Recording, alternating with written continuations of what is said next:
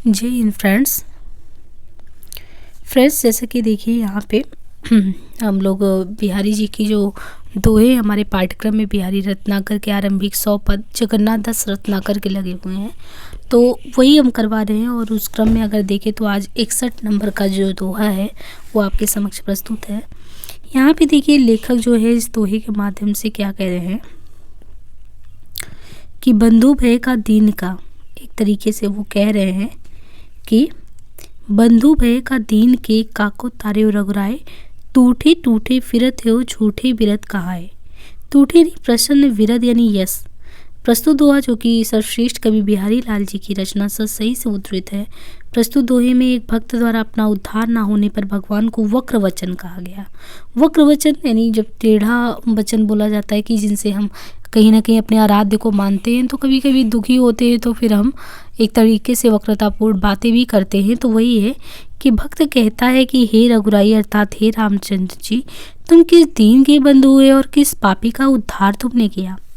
तुम व्यर्थ में दीन बंधु व पतित पाउन का झूठा यश लेकर प्रसन्न हुए। यानी उनका कहने का मतलब है कि एक तरीके से तुम जो है किसका वो मतलब उद्धार कर रहे हो। यानी एक तरीके से कहने का मतलब यही होगा कि मेरा तो नहीं हो रहा है, तो फिर किसका एक तरीके से उद्धार कर रहे हो। अर्थात भक्त ये कहना चाहता है कि आपने जो छोटे छोटे गरीबों की सहायता कर तथा साधारण पापियों को तार कर जो दीन बंधु तथा पतित पावन की उपाधि धारण की, वो तो व्यर्थ है। असल दीन बंधु और पतित पावन तो आपको मैं तब मानूंगा जब आप मुझ जैसे अधम पापी पर भी कृपा करें और उद्धार करें। तो प्रस्तुत पंक्तियों में विशेष तौर पे देखें तो दोहे में कवि ने मनोवैज्ञानिक ढंग से वक्रोक्ति के माध्यम से स्वयं के उद्धार के लिए भगवान को उपालंब दिया है। यानी भगवान से शिकायत की कि जो पापी है, यानी हम जो पापी हैं, तो हमारा भी उद्धार करिए, तो हम जानेंगे कि हाँ आपने सभी का उद्धार किया है। तो यहाँ पे वक्रोक्ति अलंकार का सुंदर प्रयोग देखने को मिलता है। मित्रता, आत्मीयता तथा प्रेम के साथ उपालंब भी मृदु प्रतीत होता है कि आप जब किसी को उलाहना भी दे रहे हैं और उलाहना में भी एक अपनत्व का भाव है, प्रेम है, अधिकार है, तो फिर सामने वाले को उलाहना भी दे रहे हैं तो आपकी अपनत्व भावना सबसे बड़ी चीज़ होती है और वो प्रतीत होती है, तो वो चीज़ किया जा सकता है। फिर कहते हैं कि जब जब वह सुध कीजिए तब तब सब सुध जाए, आँखें आँखें लाग रहे आँखें लागत नाए। यानी सुध मीन्स किसी को स्मरण करना, जा ही समझती आँखनी ध्यान में या मन में। आँख लगी यानी प्रतीक्षा करती रहती हूँ, आँखें लगती नहीं है, नींद नहीं आती। तो प्रस्तुत हुआ रीतिकाल के सर्वश्रेष्ठ कवि बिहारी लाल की रचना सही से उद्धृत पंक्तियाँ हैं कि प्रस्तुत दोहे में वियोगिनी नायिका नायक के प्रेम में पड़ी हुई अपनी आँखों की दयनीय दशा का वर्णन किनसे कर रही है, वो अपनी सखी से करती है। नायिका अपनी सखी से ये कहती है कि जब जब प्रियतम याद आते हैं तब तब मेरी सारी चेतनाएं शून्य हो जाती हैं, मेरी आंखें सदैव प्रियतम की आंखों में खोई रहती हैं और इस स्थिति में मेरी आंखें ही नहीं लगती। अर्थात नायक जब जब नायिका को याद आता है तब तक नायिका की चेतना विस्मृत हो जाती है। साथ ही नायिका की आंखों में नायक इस प्रकार समाये हुए हैं कि नाकों की झपकियां तक लेने का अवकाश नहीं उसे मिलता है। तो ये एक तरीके से देखिए वियोग का वर्णन किया गया है। और वो बिहारी जी ने देखिए दरबारी कवि थे, श्रृंगारी कवि थे, नायिकाओं के हाव भाव चेष्टाओं का वर्णन करते हैं। तो वही कहते हैं कि नायिका के वियोग की दशा स्मृति के माध्यम से वियोग श्रृंगार का अच्छा खासा उदाहरण देखने को मिलता है। मुहावरों का यथोचित काव्यात्मक प्रयोग है। यह पंक अलंकार का सुंदर उदाहरण भी देखने को मिलता है। आगे यहाँ पे कहते हैं कि कौन सुने कासो कहो सूरत बिसारी नाय, बदा बदी जो लेत है ये बदरा बदराए। कौन सुने कासो कहो सूरत विसारी नाई। सूरत यानी स्मृति, विसारी यानी भुला दी, ना नाथ पति ने बदबदी यानी कुल्लम खुल्ला, बदरा यानी बुरी राह पर चलने वाला कुमारगी, बदरा बादल ज्यो प्राण अथवा ज्यो। प्रस्तुत हुआ रीतिकाल के सर्वश्रेष्ठ कवि बिहारी लाल की एकमात्र रचना सही से उद्धृत है। और प्रस्तुत दोहे में बादलों की गर्जना सुनकर नायिका अपनी सखी से हृदय की बात कहती है और हृदय की बात कहती नायिका कहती है कि हे सखी मेरे स्वामी, ना तो प्रेम की सभी स्मृतियों को विस्मृत कर पाए हैं जिस पर ये कुमारगी बादल मेरे प्राण लेने पर उतारू है। ऐसी अवस्था में मेरी बात कौन सुनने वाला है, कौन है जिसे मैं अपनी व्यथा कहूँ। अर्थात नायिका की विरागनी उमड़ते उमड़ते मेघों की गर्जना सुनकर और अधिक उत्तेजित हो जाती है, जिससे नायिका अत्यंत व्यथित लगती है। और मेघों की गर्जना से वियोगिनी नायिकाओं की विरह व्यथा कम नहीं होती, बल्कि वो बढ़ जाया करती है। बिहारी ने अपने इस दोहे में उसी का स्वाभाविक रूप से यहाँ वर्णन किया है। विरह के उद्दीपन के रूप में मेघों का चित्रण प्रशंसनीय है। श्लेष व यमक अलंकार का सुंदर समायोजन देखने को मिलता है। आगे कहती हैं कि मैं हो जान्यो लोहिनो जूरत बढ़ाई जोत का हो जानत ढीठ को ढीठ की रीति होती। लोहिनो यानी आंखें, जूरत यानी जुड़ने पर, मिलने पर, ज्योति दृष्टि शक्ति, किरकिटी किरकिरी छोटा सा पत्थर का कण जो आंखों को दुख देता है। प्रस्तुत दोहा रीति काल के सर्वश्रेष्ठ कवि बिहारी लाल की एकमात्र रचना सतसई से उद्धृत है। प्रस्तुत पंक्तियों में देखिए दोहे में अपना पूर्वानुराग का वर्णन नायक नायिका द्वारा सखा सखी से किया गया है। प्रस्तुत दोहे में नायक नायिका कहते हैं कि मैंने यही जाना था कि प्रेम में आंखों के मिलने से आंखों की ज्योति बढ़ेगी अर्थात प्रसन्नता मिलेगी, किंतु आंखों का मिलना आंख की किरकिरी हो बन जाएगी, आंखों से पानी बरसने लगेगा, ये कौन जानता था। अतः प्रेम बाहर से देखने पर जितना सुंदर और सुखदायी प्रतीत होता है, वास्तव में वैसा होता नहीं है। प्रेम में पढ़कर जो प्रेमी प्रेमिका को अनेक कष्ट सहने पड़ते हैं। तो विशेष तौर पे यहाँ पे कवि बिहारी ने जो है एक तरीके से स्वानुभूत प्रेम का वर्णन किया है। वियोग श्रृंगार का मार्मिक वर्णन प्रस्तुत किया गया है और बिहारी की सधी हुई मजी हुई परिष्कृत ब्रज भाषा का सौंदर्य द्रष्टव्य होता है। आगे की पंक्तियों में अगर देखें तो कहा जा रहा है कि गहकी गासू और कहे रहे अध कहे बैन, देख किसियाहू पी नैन किए रसो है नैन। गहकी यानी उत्साहपूर्वक, गौसू यानी अवरोध पकड़ ग्रास, अनिर्वचनीय रहस्य की नायक रात्रि में दूसरी नायिका के घर रहा है, गहे ग्रहण किए। इन्हें प्रस्तुत हुआ रीतिकाल के सर्वश्रेष्ठ कवि बिहारी लाल की एकमात्र रचना देखें तो सतसई से ही उद्धृत ये पंक्तियाँ हैं। और उन पंक्तियों में भी अगर देखा जाए तो क्या कहा जा रहा है कि प्रस्तुत दोहे में अगर बात करें तो जो प्रस्तुत दोहा है उसमें नायक किसी अन्य स्त्री के साथ रहकर आया है तथा नायिका के सम्मुख बहाने बना रहा है। नायिका पहले तो मान जाती है, किंतु नायक की अपराध बोध से झुकी हुई आंखें देखकर वह अपने वचन को अधकहे छोड़ देती है। नायक को प्रातः अपने घर आए देख तथा पिछली रात खेल तमाशे देखने की बात में आकर नायिका अत्यंत उत्साह से भरकर मधुर मधुर बातें शुरू करती है, परंतु अपराध बोध से झुकी नायक की आंखें देखकर नायिका क्रोध में आ जाती है तथा अपनी बात को अधूरी ही वो एक तरीके से छोड़ देती है। तो विशेष तौर पे देखेंगे यहाँ पे संयोग श्रृंगार का अत्यंत ही सजीव चित्रण देखने को मिलता है। और प्रस्तुत पंक्तियों में अगर देखें तो वो कहते हैं कि मैं तो सो केवा कहूँ तो जिन हीन भताए, लगा लगे कर लोई नु उर्मे लाए लाए। कहवा यानी कितनी बार, जिमी यानी मत, पत्या यानी विश्वास का, लगा का।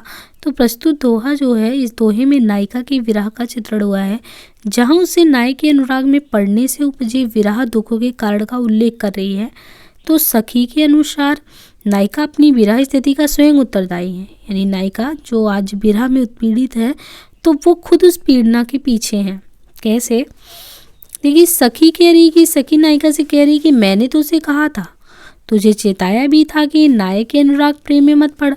मैंने तुझे कई बार कहा कि तू अपने नेत्रों पर विश्वास मत कर और इन्हें अपने शरीर के अन्य अंगों की तरह सामान्य अंग मत समझ, पर तूने मेरी एक बात नहीं मानी। तूने अपने नेत्रों को अपने वश में ही नहीं किया और देख किसी के कारण ये नायक के नेत्रों से मिलने लगे। नेत्रों से नेत्रों के मिलने का परिणाम ये हुआ कि नायक के प्रति तेरे हृदय में अनुराग उत्पन्न हो गया और वह चित्त चोर तेरा चित्त जो है एक तरीके से चुरा ले गया और तू एक तरीके से अब असहाय स्थिति है, रुदन वादन कर रही है। इन नेत्रों के कारण ही तुझमें नायक से मिलन की उत्कटता जाग उठी है। अब ऐसे में इन नेत्रों ने नायक को ऐसी स्थिति में तेरे लिए कर दिया है कि अब तू बहुत ही ज़्यादा मतलब एक परेशान की स्थिति में है। इसी पूर्वानुराग के कारण तू विकल स्थिति में है। तो लाई लाई में यमक अलंकार पूर्वानुराग्नि होने से नायिका विरह से व्याकुल है। वियोग श्रृंगार रस का जो है प्रयोग देखने को मिलता है क्योंकि वो विरह दग्ध स्थिति में है। आगे यहाँ पे कहते हैं कि देखे कि बर जीते सर मैन के ऐसे देखो मैं ना, हरिणी के नैनानु तय हरिणी के ही नैन। तो प्रस्तुत हुआ जो कि सर्वश्रेष्ठ कवि बिहारी जी द्वारा रचित अगर देखें तो यहाँ पे ये कहा गया है कि प्रस्तुत दोहे में सखी नायक से नायिका के अप्रतिम नेत्रों की सुंदरता की प्रशंसा कर रही है। सखी के अनुसार नायिका के नेत्रों की शोभा अनिर्वचनीय है। नायिका के नेत्रों की सुंदरता की प्रशंसा करते हुए सखी नायक से कह रही कि हे अरे नायक, मैंने ऐसे नैन अपने पूरे जीवन में नहीं देखे। इस नायिका के नैन तो हिरणी के नैनों से भी ज़्यादा सुंदर है। इन नैनों को देखकर शायद पुरुष उसी प्रकार काम विह्वल हो जाता होगा जिस प्रकार कामदेव के बाण मनुष्य को व्यथित कर देते हैं।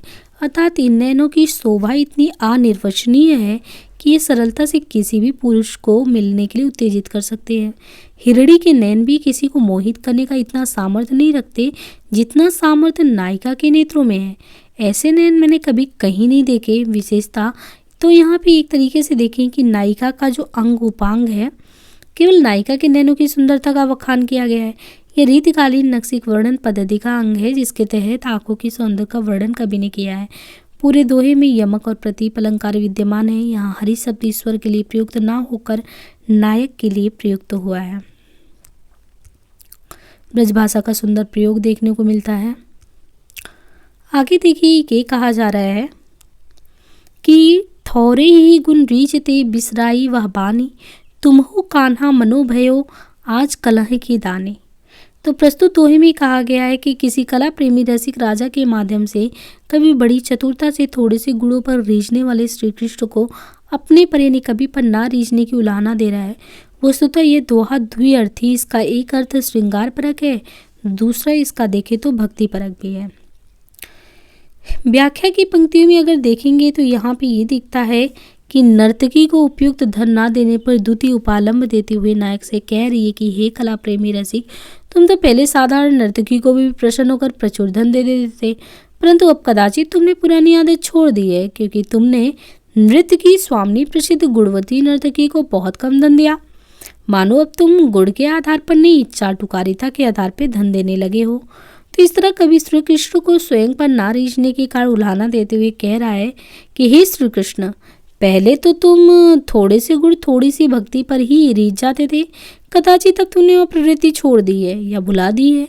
लगता है तुम भी आजकल के उन दानियों के समान हो गए हो जो कितना भी गुण हो उसका आदर नहीं करते और केवल चाटुकारों को ही एक तरीके से महत्व देने का काम करते हैं। तो प्रस्तुत दोहा अगर देखेंगे तो प्रस्तुत दोहे में द्विअर्थी यानी एक अर्थ में द्वितीय नायक को अथवा राजा को उपलम्ब दे रही है, तो दूसरे अर्थ में कवि स्वयं श्री कृष्ण को उलाहना दे रहे हैं। बिहारी के मूल प्रकृति से इधर यह दोहा श्रृंगारिक नहीं है। राजा अथवा श्री कृष्ण को उलाहना देने के माध्यम से दानियों पर व्यंग्य किया गया है।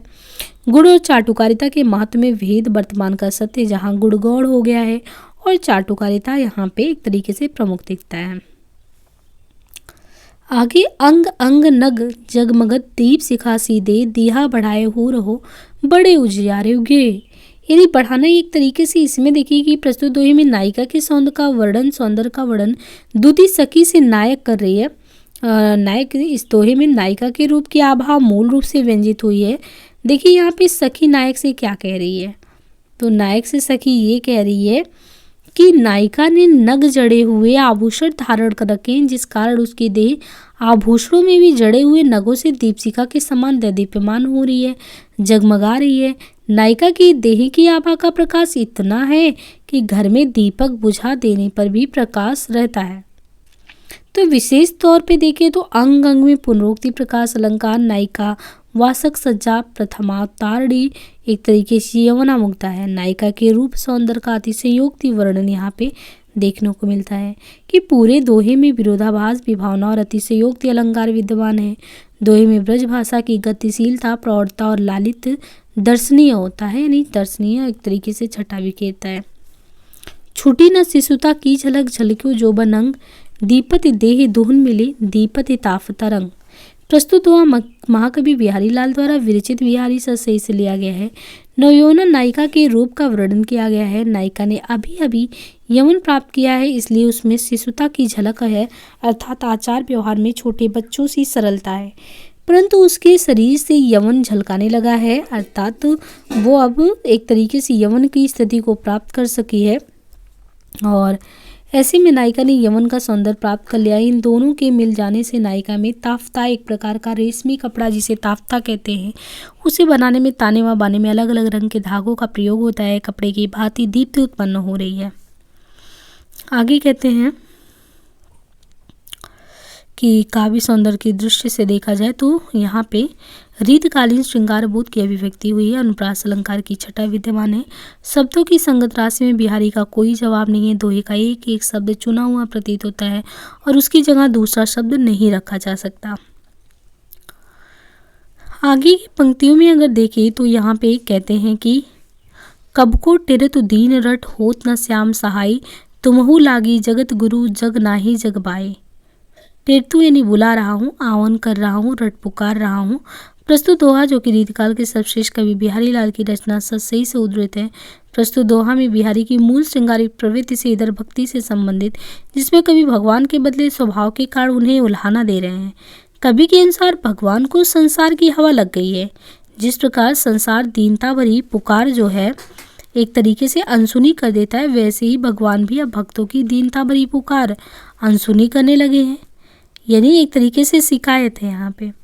तो यहाँ पे कहा जा रहा है कि कवि जो है श्याम यानी ईश्वर को उल्हाना देते हुए कह रहे हैं कि हे श्याम, मैं कब से तुम्हें पुकार रहा हूँ किंतु तुम मेरी सहायता नहीं कर रहे हो। कदाचित तुम्हें मेरी दीनता भरी पुकार नहीं सुनाई दे रही है। हे जगत गुरु, मुझे ऐसा आभास हो रहा है कि तुम्हें भी संसार की हवा लग गई है। इस निर्दयी संसार की हवा लगने के कारण तुम भी निर्दयी हो गए हो। ये कैसे हो सकता है कि जगत का प्रभाव आप पर पड़ गया जबकि आपका प्रभाव जगत पर पड़ना चाहिए। तो यहाँ पे पंक्तियाँ जो देखने को मिलता है तो प्रस्तुत दोहा श्रृंगार से इतर अन्य क्षेत्र भक्ति में बिहारी के सार्थक हस्तक्षेप का उदाहरण है। स्वयं की पुकार ईश्वर द्वारा ना सुनने पर ईश्वर को उल्हाना दिया गया है। एक अन्य दोहे में भी बिहारी जी ने ईश्वर को उल्हाना दिया है।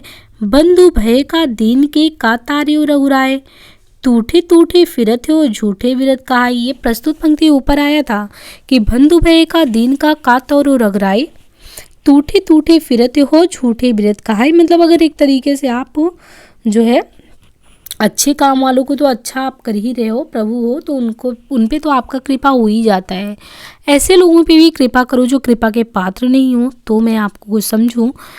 आगे कहते हैं कि एक तरीके से देखा जाए तो प्रस्तुत पंक्तियों में देखने को मिलता है कि सकुचि ना रहियो श्याम सुनिए सत्रयो या बैन, देत रचियो चित कहो नेह नचाए नैन। सत्रो यानी रोष भरे वैन यानी वचन रचोए प्रेम से चपल हुए। ये बिहारी सस्सई जी की उद्धृत एक रचना जो है। प्रस्तुत दोहा कवि ने मानिनी नायिका और मानी नायक के एक दूसरे से रूठ जाने के कारण सखी द्वारा दोनों के उत्साह बढ़ाने और नायक नायिका को हंसाने के लिए एक तरीके से किया गया है। अब यहाँ पे अगर पंक्तियाँ हैं जो उसमें अगर आप देखेंगे तो प्रस्तुत पंक्तियों में जो मानिनी नायिका है तो मानिनी नायिका के रूठ जाने के कारण सखी श्याम से कहती कि हे श्याम, तुम नायिका के रोष भरे वचन सुनकर निराश मत हो और निरंतर नायिका को मनाते रहो। नायिका का मान वास्तविक नहीं है, वह केवल मजाक में मान कर रही है, तभी तो उसके स्नेह से चंचल हुए नैन तुम्हारे प्रति उसके हृदय में विद्यमान अनुराग को एक तरीके से व्यक्त कर रहे हैं। नायिका थोड़ी तो मान चुकी है, तुम कुछ देर और मनाओ तो वह प्रत्यक्ष अभिव्यक्त कर देगी कि वो मान चुकी है। तो नायक नायिका दोनों क्रमशः मानी माननी है। बिहारी की श्रृंगारिक चेतना को इन पंक्तियों में लक्षित किया गया है। तो एक तरीके से अनुप्रास अलंकार का कुशल प्रयोग दर्शनीय है। ब्रजभाषा का कलात्मक प्रवाहपूर्ण प्रयोग भी दिखता है इन पंक्तियों में। आगे एक पंक्तियाँ आती हैं कि पत्रा ही तिथि पाइये वा घर के चौपास, नित प्रति पुण्यो ही रही आनंद ओ पूजास। यानी पत्रा ये होता है कि भारतीय कैलेंडर में जिसमें पंडित लोग नक्षत्र तिथि आदि का वर्णन करते हैं, तो यहाँ पे देखिए नायिका के वर्णन में एक तरीके से ज्योतिष शास्त्र का जो है एक ये भी दिखता है कि बिहारी जी को ज्योतिष शास्त्र का कितना ज्ञान रहा होगा, क्योंकि उन्होंने यहाँ पे इन पंक्तियों में प्रयोग किया है। जैसे हमारे यहाँ पे ये होता है कि भारतीय कैलेंडर से पंडित लोग पता लगाते हैं नक्षत्र तिथि इन सभी चीज़ों के बारे में। तो पुण्य यानी पूर्णिमा, आनंद ओप मुख की शोभा एवं कांति से, यानी प्रस्तुत दोहा जो कि सर्वश्रेष्ठ बिहारी लाल की कृति बिहारी सस्सई से उद्धृत पंक्तियाँ हैं। तो प्रस्तुत दोहे में यवना नायिका के शरीर की कांति, शोभा आदि का वर्णन किया गया है। इस दोहे में कवि ने नायिका के नखसिक वर्णन के प्रसंग में उसके मुख सौंदर्य का वर्णन किया है। उसके मुख सौंदर्य की बात करें तो वो उसके मुखमंडल की प्रशंसा करते हुए कभी खुद कह रहे हैं कि नायिका का मुख चंद्रमा के समान है। जैसे चंद्रमा का प्रकाश पूर्णिमा में चारों तरफ फैलता है, उसी प्रकार नायिका के मुख की आभा भी चारों ओर प्रकाश में एक तरीके से फैल रही है। तिथि जानने के दो साधन होते हैं। पहला होता है कि पत्र और दूसरा चंद्रमा के उजास से होने का समय। नायिका का मुखमंडल चारों ओर इस प्रकार प्रकाशित हो रहा है, फैल रहा है, जिसे जिसे पूर्णिमा की चंद्रमा से फैलता है ऐसा लगता है। जैसे नायिका के घर के आसपास देखा जाए तो प्रतिदिन पूर्णिमा होती है, तो मतलब बिल्कुल वैसे ही कुछ लग रहा है। इस कारण दिन रात तिथि का पता ही नहीं चलता और तिथि जानने के लिए अलग अलग उपाय अपनाने पड़ते हैं। अब एकमात्र साधन तिथि पत्र ही रह गया है। तो इन पंक्तियों में चित्रित नायिका रूपवती पूर्ण यवना नायिका है। नायिका के मुख सौंदर्य का अतिशयोक्ति वर्णन है। यह दोहा रीतिकालीन नक्शिक वर्णन पद्धति का परिचायक है, जिसके तहत बिहारी ने मुख सौंदर्य को एक तरीके से देखा जाए तो केंद्र में रखा है। ब्रज भाषा का कलात्मक और प्रवाहपूर्ण प्रयोग दर्शनीय है। यहाँ पे एक पंक्तियों में ये दिया गया है भाव, वसी सकोचु दस वदन वस साँचु दिखावती बाल, सीलो हो सौधाति ती तनाई लगन अगन की ज्वाल। अब प्रस्तुत पंक्तियां हैं। इन पंक्तियों में देखिए कैसे संकोच यानी लज्जा, 10 वदन 10 मुख है जिसके ऐसा रावण। 10 वदन शब्द में परिरांकुर अलंकार का भी प्रयोग देखने को मिलता है तथा शब्द शक्ति उद्भव वस्ति ध्वनि से 10 दिशाओं से आक्रांत करने वाला ये भाव भी व्यंग्य की भांति है। तो प्रस्तुत दोहा जो कि सर्वश्रेष्ठ कवि बिहारी लाल की सर्वश्रेष्ठ रचना सही से उद्धृत है।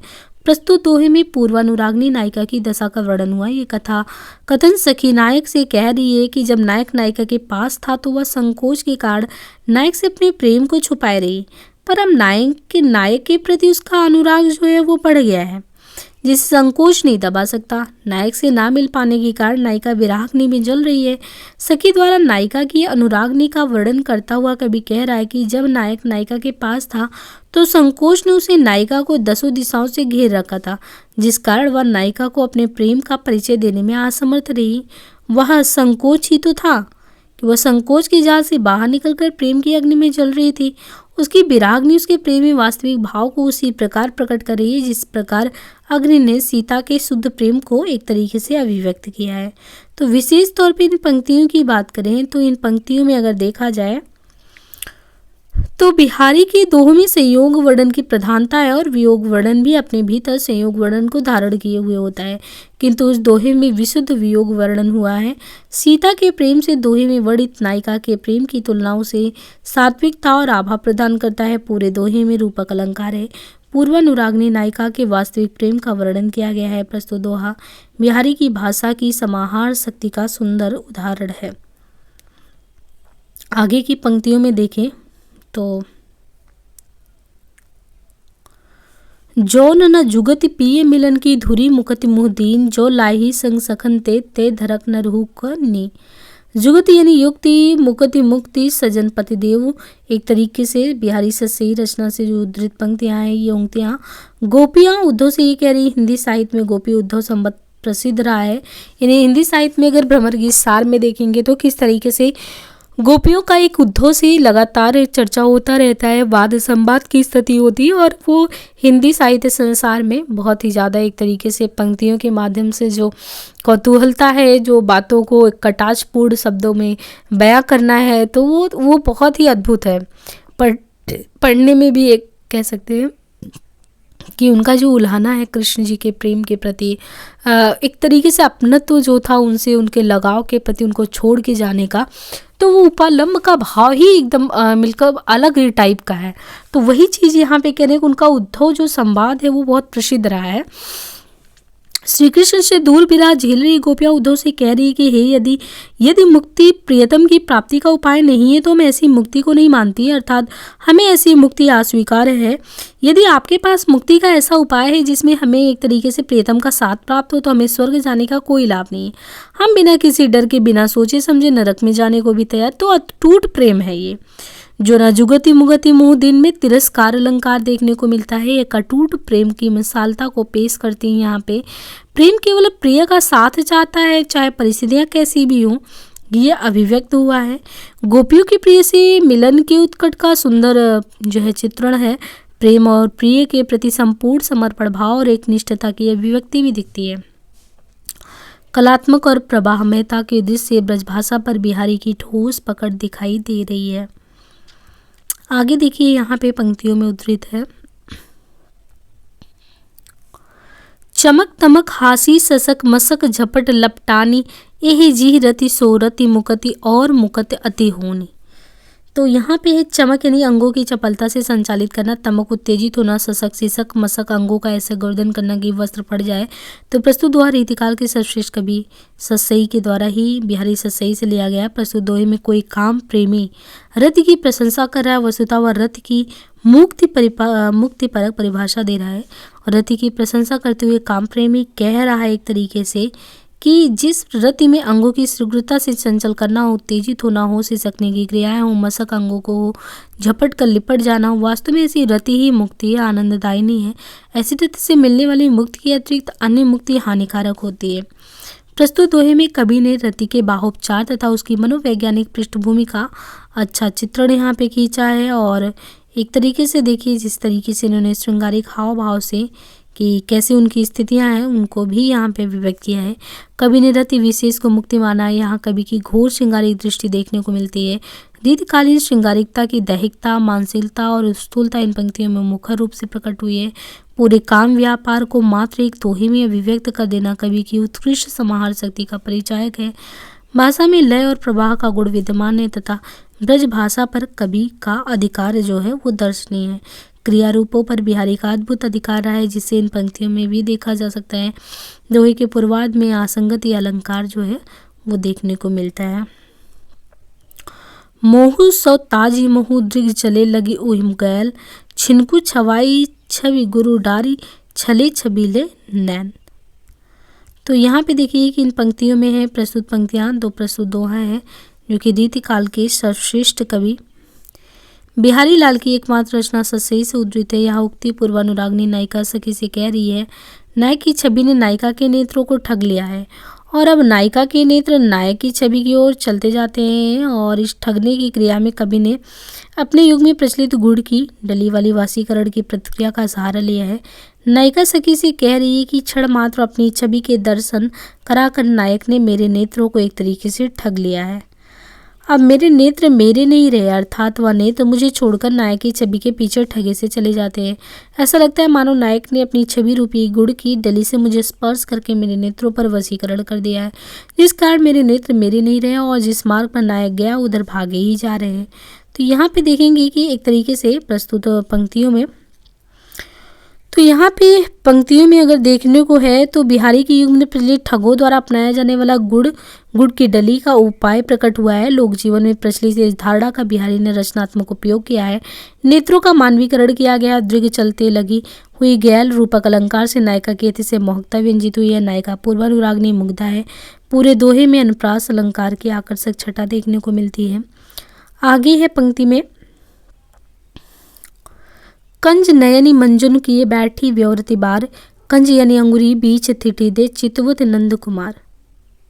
प्रस्तुत दोहा रीतिकाल के सर्वश्रेष्ठ कवि बिहारी लाल की एकमात्र रचना सस्सई से उद्धृत है। प्रस्तुत दोहे में नायिका की क्रिया विदग्धता का वर्णन सखी से कर रही है। नायिका चतुरता से अपने प्रेम भाव को प्रकट कर रही है। वह स्नान करके आई है और अपने बाल झाड़ रही है। बाल झाड़ने के क्रम में वह घर वालों से बात कर रही है और नायक को कनखियों से देखती है। इस समय अब सखी से ये कह रही है कि एक तरीके से कमल से नैनों वाली नायिका स्नान करके आई है और अपने बाल झाड़ रही है। वहीं उसके पास उसके घर वालों के साथ नंद कुमार नायक भी बैठे हैं। नायिका अपने बालों को उंगलियों से सुलझाने के बहाने बड़ी चतुरता से अपने प्रेम भाव को प्रकट करते हुए नंद कुमार को कनखियों से देख रही है। तो नायिका की क्रिया विदग्धता, क्योंकि वह क्रिया चातुर्य से अपने प्रेम भाव को एक तरीके से अभिव्यक्ति देती है। नायिका सदा स्नाती भी है, वह अभी स्नान करके आई है। और यहाँ पे देखिए प्रियतम की कनखियों से देखना प्रेमियों की स्वाभाविक सहज क्रिया है। तो मतलब वही है कि कितनी बारीकी से यहाँ पे जो है बिहारी जी ने बढ़िया कैप्चरिंग किया है। आगे देखिए कहते हैं कि पावक सो नैनन बागे जब को लागयो भाल, मुकुर होई गे नैक में मुकुर बुलो के लाल। पावक यानी अग्नि सो समान जावक महावर मुकरू होना, इनकार कर देना, निषेध कर देना। प्रस्तुत दोहा जो कि रीतिकाल के सर्वश्रेष्ठ कवि बिहारी लाल की एकमात्र रचना सही से उद्धृत है। प्रस्तुत दोहे में नायिका खंडिता है क्योंकि नायक रात भर किसी प्रक्रिया के पास रहकर आया है। उसके माथे पर महावर लगी है। नायक के माथे पर महावर लगा देख नायिका के हृदय जल उठा, किंतु वह धैर्य रखकर नायक को दर्पण में माथे पर लगा महावर देखने को कहती है कि मतलब तुम महावर देखो ताकि वो बाद में अपनी बात से ना मुकर जाए। अब होता क्या है, नायक नायिका के माथे पर लगा महावर देखकर कहती है कि हे लाल, तुम्हारे माथे पर लगा यह महावर मेरे नेत्रों में अग्नि सा लग रहा है, यह मेरे नेत्रों को जला रहा है। तुम अभी दर्पण देख लो, अन्यथा थोड़ी देर में जब वह महावर छूट जाएगा तो तुम मुकर जाओगी और यह कदापि स्वीकार नहीं करोगी कि तुम्हारे माथे पर किसी अन्य स्त्री का महावर लगा हुआ था। तो एक तरीके से पावक सो नयन भाल में असंगति अलंकार प्रस्तुत दोहे में नारी स्वभाव का मनोवैज्ञानिक पक्ष भी उजागर है। नायिका स्वकीय खंडिता है। दोहे में आए प्रथम मुकरू शब्द का अर्थ मुकरना है, जबकि दूसरे मुकरू शब्द का अर्थ है कि दर्पण में जो है एक तरीके से तुम जो है देख लो चेहरा। रहती न रन जैसा ही मुख लगी लखनऊ की फौज, जाची निराखरो चले लखन की मौज। लाखन किसी सामंत या राजा का नाम है, अर्थात लाखों की संख्या वाला लाखनू लाखों रुपए, मौज उमंग अथवा उमंग से दिए हुए रुपए। प्रस्तुत दोहा रीतिकाल के सर्वश्रेष्ठ कवि बिहारी लाल की एकमात्र रचना सही से उद्धृत है। प्रस्तुत दोहे में राजा जय सिंह की युद्धवीरता और दानवीरता का वर्णन किया गया है। राजा जय सिंह की युद्धवीरता और दानवीरता का वर्णन करते हुए कवि कह रहा है कि लाखों की संख्या वाली सेना भी राजा जय जो शाह है उनका मुख देखकर रणभूमि में नहीं ठहरती थी, अतः लाखों की संख्या वाली सेना भी उस समय युद्ध भूमि से पलायन कर जाती थी जब वह राजा जयशाह का मुखर देख लेती थी। तात्पर्य यह है कि राजा जयशाह की वीरता उनके मुखमंडल पर इस प्रकार झलकती थी कि कोई उनके सम्मुख आने का साहस नहीं कर पाए। राजा जयशाह जितने युद्धवीर थे उतने ही दानवीर भी थे, तभी तो उनसे मांगकर पंडित मुनियों को ही नहीं मूर्ख निरक्षरों को भी देखा जाए तो उनको भी मौज आ जाती और वह राजा जय सिंह के दरबार से लाखों लेकर एक तरीके से लौटते हैं। तो यहाँ पे देखिए संपूर्ण दोहे में एक तरीके से अतिशयोक्ति अलंकार विद्यमान है। दोहे में आए दोनों लाखनू शब्दों को लेकर टीकाकारों में मतभेद है। मौज अरबी भाषा में तरंग तथा लहर को कहते हैं, किंतु यहाँ इसका अर्थ उत्साह या उमंग है। तो इस तरीके से देखिए कि करीबन 80 दोहे हो गए हैं और 20 और भी बचे हैं, तो धीरे धीरे उसे भी करा लेंगे। लेकिन जैसा कि आप लोगों से मैंने रिक्वेस्ट किया है कि प्लीज़ इस पे सिर्फ सुन के रहना जाएं, प्रतिक्रिया दें, शेयर करें, ज़्यादा से ज़्यादा लोगों तक पहुंचाएं। और अगर आप जितना ही लाइक करेंगे और आगे जाएगा तो प्लीज़ इन सभी का ध्यान रखें, क्योंकि आप से मेरा निवेदन है तो फिर आप लोग भी जो कहेंगे तो हम भी उतना करने को एक उत्सुकता हमारे भी अंदर आएगी। तो कृपया मतलब इन बातों का भी ध्यान में रखें और बाकी अपना अच्छे से सेशन करते रहें। होपफुली ये सेशन आपके लिए बहुत ही यूजफुल रहता होगा। अपनी प्रतिक्रिया अवश्य दें। आज के लिए इतना ही, धन्यवाद।